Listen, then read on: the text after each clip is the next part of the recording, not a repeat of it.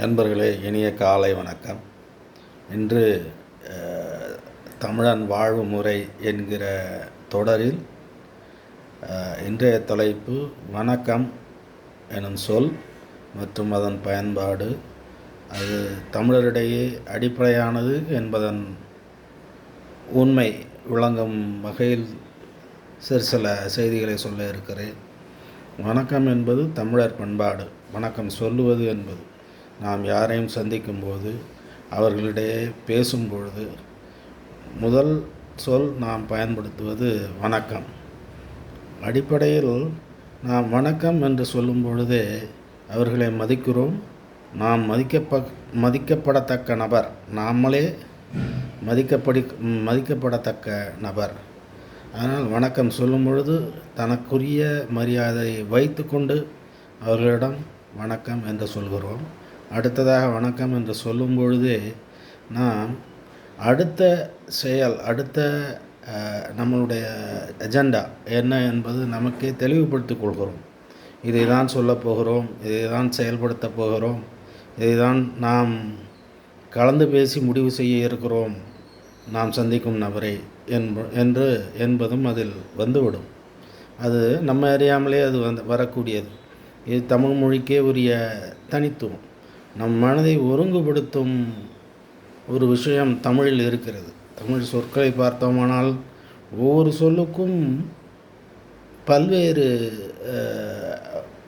அர்த்தங்கள் இருக்கும். இதுதான் இவைதான். இதை ஒழுங்குபடுத்தும் பொழுது நாம் ஒரு கலை சார்ந்த சமுதாயம் என்பது தெரிய வரும். அதே போல் வணக்கம் என்று சொல்லும் பொழுது நான் முன்னர் சொன்னது போல் நம்மை தெளிவுபடுத்தி கொண்டு எதிராளி என்று சொல்வதை விட நாம் சந்திக்கும் நபரை தெளிவாக நாம் அணுகுகிறோம். நல்ல அணுகுமுறைகளில் ஒன்று என்பதும் என்று இருக்கிறது. நம்ம இது அல்லாமல் இந்த பழக்கம் நம்மிடையே இருக்கிறதா, நல்ல பழக்கங்கள் நாம் பழகி வந்திருக்கிறோமா என்பது மிக முக்கியம். அது நாம் கருவூலாக பார்க்கும் பொழுது நம்முடைய காலை எழுந்தவுடன் குட் மார்னிங் என்கிற வார்த்தையை பிள்ளைகளிடையே நாம் பயன்படுத்துகிறோம், பிள்ளைகளுக்கு பயன்படுத்த சொல்லிக் கொடுக்கிறோம். அது மிகவும் தவறானது. வணக்கம் என்ற மாற்று சொல்லாக அல்லது நம்முடைய பாரம்பரியத்தை காக்கும் முறையாக வணக்கம் என்கிற சொல்லை பயன்படுத்த வேண்டும். அந்த பழக்கத்தை நம்மிடையே நமது குடும்பத்தினரிடையே உருவாக்க வேண்டும்.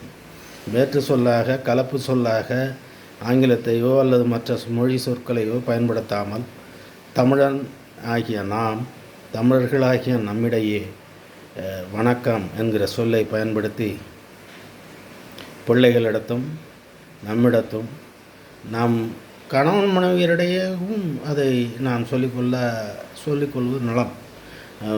வீட்டுக்காரர் தானேன்னு அந்த அம்மாவும் சொல்லாமல் இருக்க தேவையில்லை. நம்ம வீட்டம்மா தானே என்று வணக்கம் சொல்ல தேவையில்லை என்றும் கருத தேவையில்லை. அதேபோல் பிள்ளைகளும் தாயையும் தந்தையும் வணங்கி, பொதுவாக மாதா பிதா குரு தெய்வம் என்று சொல்லியிருக்கிறார்கள். அதைவிட நாம் அடிப்படையில் தமிழர்கள் எனும் பொழுது தாய் தந்தையை வணக்கத்திற்கும் போற்றுவதற்கும் உரியவர்கள் என்கிற மனப்பழக்கத்தை பிள்ளைகளிடையே ஏற்படுத்தும் விதமாக நாம் வணக்கம் என்கிற சொல்லை பயன்படுத்தலாம். அவர்கள் பயன்படுத்த சொல்லலாம், பழக்கப்படுத்தலாம். அதே போல் வெளியில் சொல்லும் பொழுது நம்ம சக மனிதர்களை நாம் வணக்கம் என்று சொல்லும் பொழுது அவர்களிடத்தே நல்ல ஒரு தன்மை ஏற்படும். முதலில் பேசும்பொழுது நம்ம எப்படி அணுகுகிறோமோ அப்படித்தான் அவர்கள் நமக்கு ஆகிறார்கள். நாம் வாழ்க்கையை எப்படி அணுகுகிறோமோ அப்படி தான் நமக்கு வாழ்க்கை வந்து சேர்கிறது. நாம் எப்படி மனிதர்களை பார்க்கிறோமோ அப்படித்தான் அவர்கள் மாறுகிறார்கள். அவர்களிடையே நாம் வணக்கம் என்று சொல்லும் பொழுது நமக்கு நம்முடைய தூய்மை அப்படியே நிற்கிறது. நம்மளுடைய நண்பர்களும் தூய்மையாளர்களாகவே ஆகிறார்கள். சாதாரணமாக நீங்கள் எப்படி நம்ம அணுகிறோமோ அப்படி தான் அவங்க நம்மளிடம் தவறாக அணுகும்போது நாமே தவறான நபராகிறோம். நாம் நன்மையாளர் என்னும்போது பொறுத்து இருக்கிறோம். சிலர் நம்மை சீண்டும் பொழுது வணக்கம் என்ற வார்த்தையை பயன்படுத்தி விடுகிறார்கள். சாதாரண ஒரு போக்கிரி வார்த்தையை பயன்படுத்துவார்கள். ஆனால் வணக்கம் என்பது தூய்மை முறையை நம்மிடையே வளர்த்து சமுதாயத்தையும் தூய்மையாக்கும் சொல்.